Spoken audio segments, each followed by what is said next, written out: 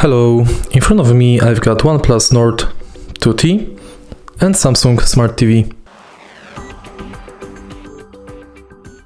In this video I'll show you how to cast screen from smartphone to TV using YouTube app. In the beginning, make sure that both devices are connected to same Wi-Fi and then enter YouTube app. Now press this button on the top of the screen and select your TV.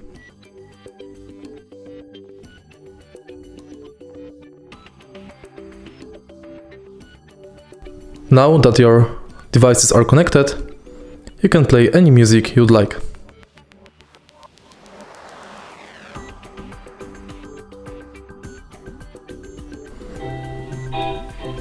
And it will be played on the TV.